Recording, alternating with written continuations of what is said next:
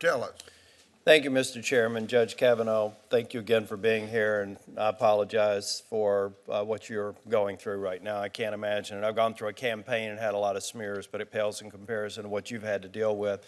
I think one point that I'd like to make from the onset, if we go back and review how this committee process has worked, we've got a lot of work to do.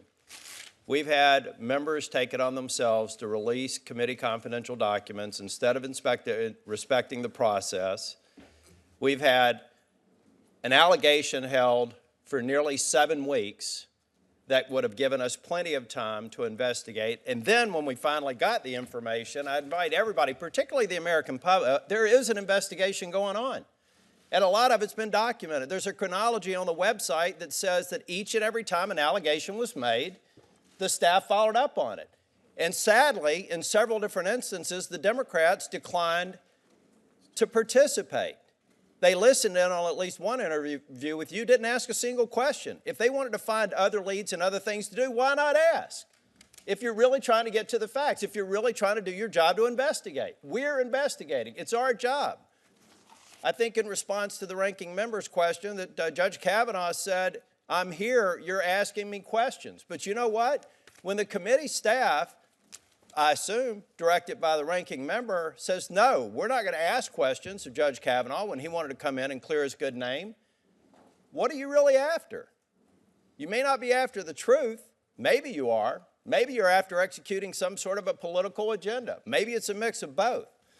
But I think you've been treated unfairly, and I'm amazed that after 32 hours of testimony, 1.5 hours I sat in this room, that none of these questions came up when it was all fully known.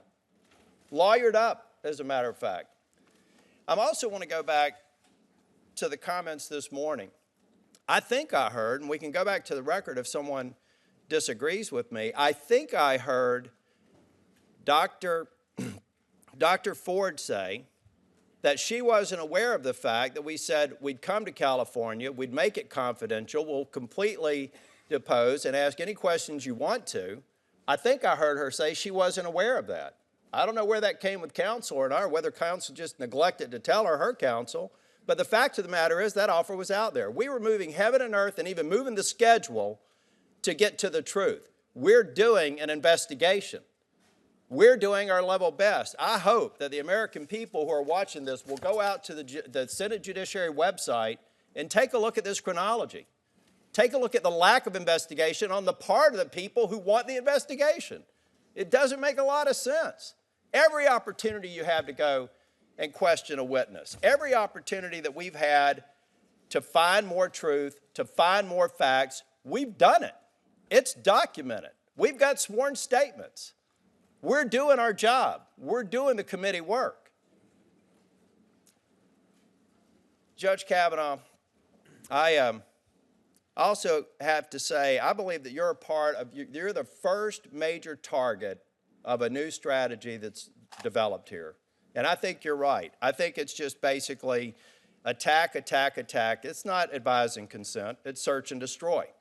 And maybe one of the best evidence of this is one of the websites, one of the groups that are out there attacking you and trying to create fodder and all of these red herrings has already acquired a URL for the next judge that they're going to attack. The URL's right here. They've already purchased it. They're ready to go. This is the playbook. This is the way we're going to run this committee from this point forward. Take a look at it. I'll make sure we get it out on our website. We've already got a Stop Another Judge who hasn't been nominated URL from the same people that are trying to mobilize people to attack you.